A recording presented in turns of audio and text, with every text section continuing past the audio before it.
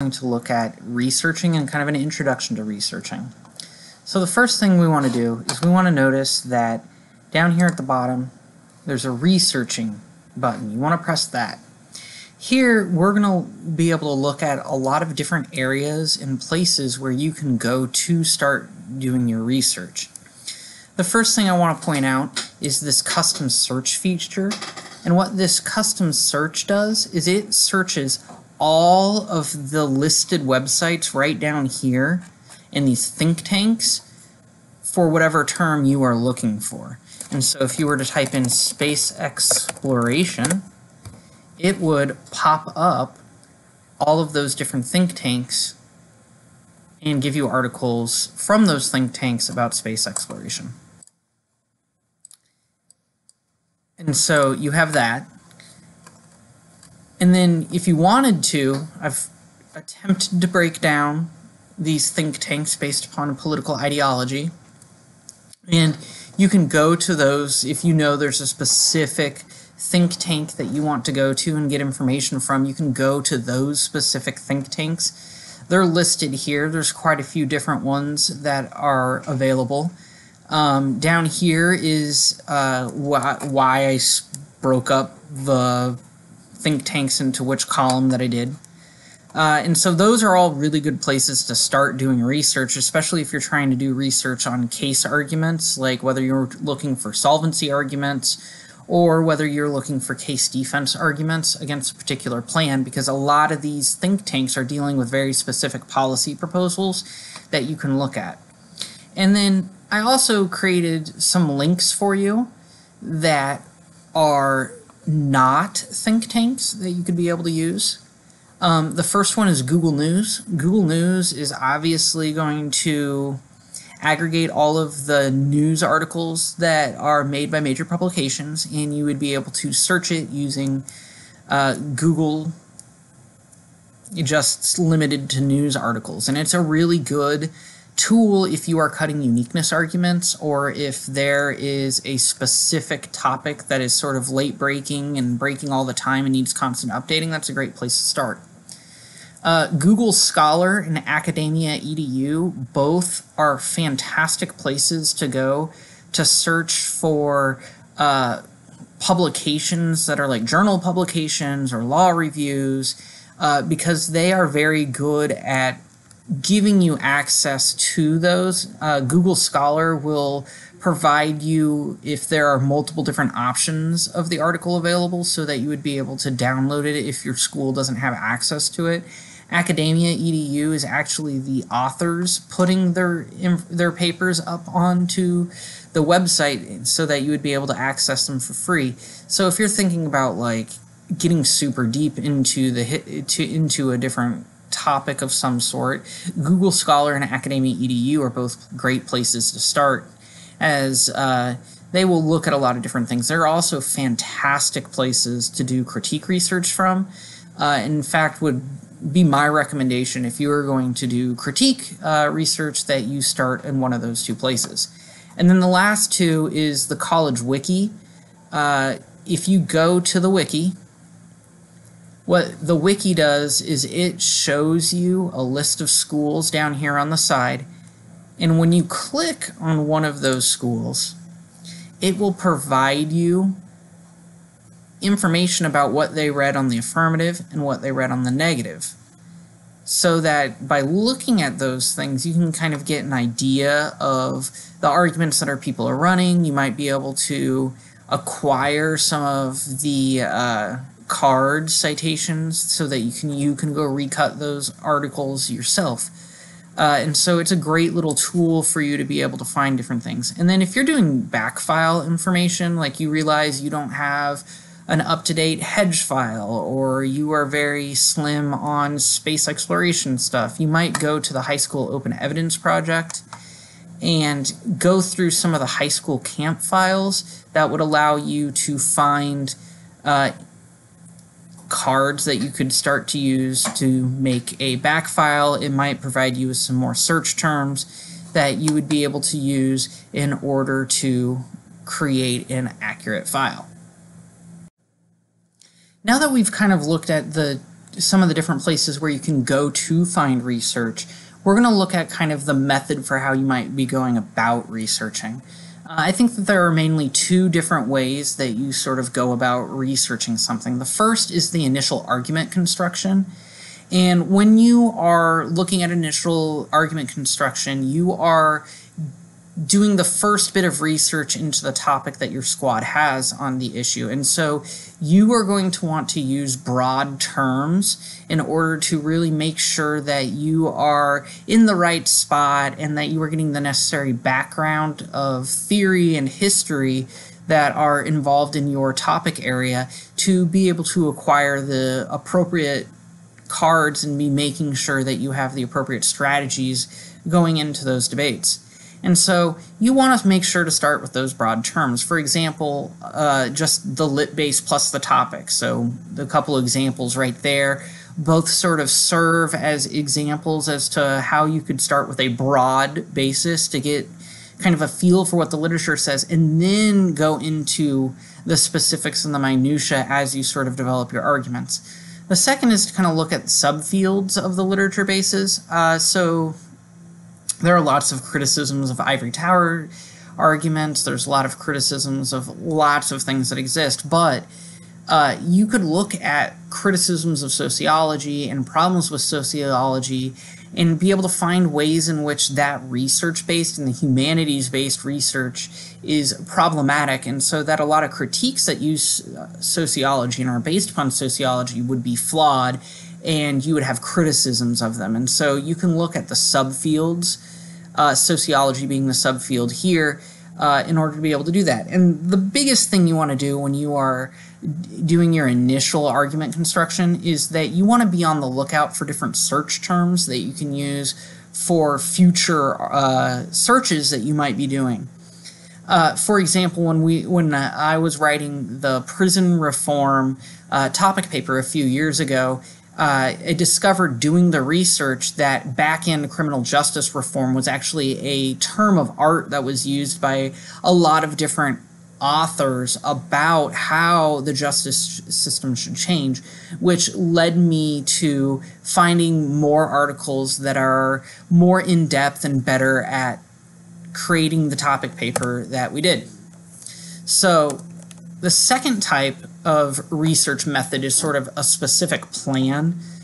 And a specific plan is usually when you are doing very targeted research against a particular team, a particular AF, or if you're doing updates for a particular file, whether it's a preseason update or if it is politics updates before your third tournament of the season. And the thing you want to do is you want to start by making a list of all the evidence that you are going to need for that update or for that file to be able to be read inside of a debate. And then you are going to go out and you're going to look for it.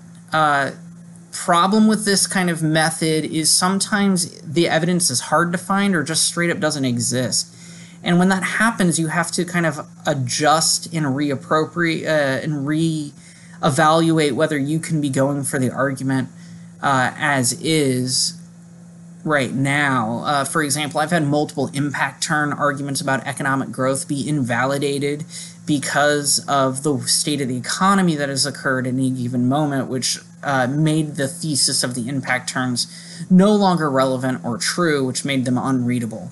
But they were really good files, I just couldn't use them anymore based upon the uniqueness evidence and the way that it was sort of going, and we couldn't find the proper uniqueness evidence. And so when you're doing this, you already have to have sort of the background knowledge that is necessary for this common search terms that would be used within the literature basis. So if you're doing an economy disad, you need to know the difference between consumer confidence and business confidence and know that those are two different search terms and mean two different things, and that you might be searching for one and not the other at any given moment. So the last part of this video is we're going to look at some tips and tricks when using Google to help you with your Google searches. The first and most important thing as sort of a research practice is you don't want to think of what you want the tag to say.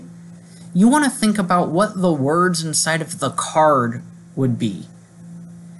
And I know that distinction seems kind of weird and not necessarily the best, but just know that you are looking for the words in the card, not the words that would be in the tag.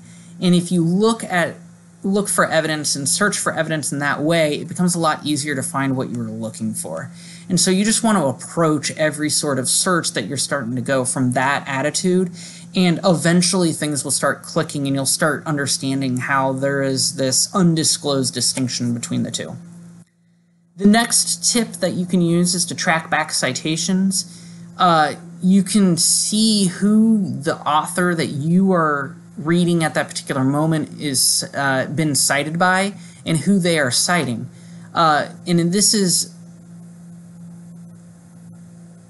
done in one of two ways. The first way is to look at the way they cited inside of the paper. So whether it's APA or MLA, they will have citations for the information that's provided. You can track down those citations and read that source material in order to further help your argument and get new search terms, get just relevant information, maybe understand the argument just a little bit better than what the other teams are. In fact, some of the best debaters I've ever had used to track back citations all the time, and then they would track back those trackbacks, and they would go just continuously reading as far back as they possibly could.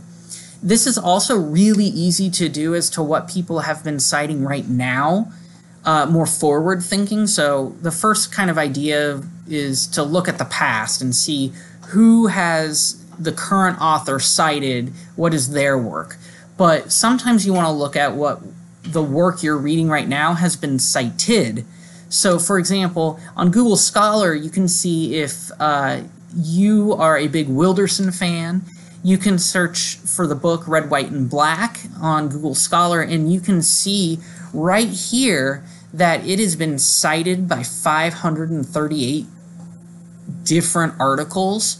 And so you can click on that link, and Google will provide you with all the different citations it has, or different articles that it has that cite Wilderson and Red, White, and Black, which allows you to kind of see how the arguments are being forwarded, how they are progressing through time, to be able to make new nuances and maybe discover new arguments that haven't been put into the debate community yet. Next thing is when you are looking for is quotations in your Google searches, and there are two reasons why you might use quotations. The first is you are looking for a specific phrase. For example, space exploration is two different words, but if you put them in quotes, it would make Google look for the phrase space exploration. Google has a tendency when you're looking for very specific things to take words out of your search, and it will tell you oftentimes that it has done that. And one way to force Google to keep a word in the search and only bring back results with that word in it for sure is to put quotes around it. It makes it extremely important and requires that the search results have it. So time limitations. If you're looking for specific times as to when an article was published, currently it looks like the operators don't work anymore, or at least not reliable, because they only rely on numbers, not on the actual dates. So one thing you can do is you can do a regular search, and then it will bring you back results. Then you go and click on Tools right here, and then it will give you the ability to change when those results come from in order to narrow down what exactly you are looking for. You can also exclude words. If there are certain words that keep coming up but aren't relevant to your search or are too specific, then you can use a minus sign and then whatever the word is to get rid of it. So, there have been times where I've been doing searches and there is some very obscure game that would be, like board game that would be applied to whatever search I was looking for. And so I would get rid of the board game by using the subtraction symbol and then the gain title in order to get rid of it and make it just no longer be in the search results. You can look at a specific site. So if you know that there's a website that is very good at giving you the information that you need, you can use site : and then whatever the site is, and Google will limit its search results to that website. And so this is really good if you know that there's a website that probably produces pretty good cards for what you're looking for, but it's hard to navigate. In instances like that, you can make sure to just use the site feature so that you limit your search to those. Another interesting thing that you can do is you can find related sites. So if you found a website like a think tank or something like that that's actually pretty good at giving you the evidence that you're sort of needing, you can use their domain and type related : and then that website domain. And what Google will do is it will pop out other websites that are pretty similar to the one you've been looking at. Now, it's not perfect, but they're related ones, and so they might be able to help you broaden and find new places and find new avenues in which your research can sort of take you to find nuances that you might not have had before. Or is also really good if you have two different terms that could be substituted or synonymous with one another. So you would use parentheses and then your first phrase, kind of like how United States is there, or make sure both of them are capitalized, and then America. Now, Google usually will do that for you automatically, but it is an example to kind of show you how that would work.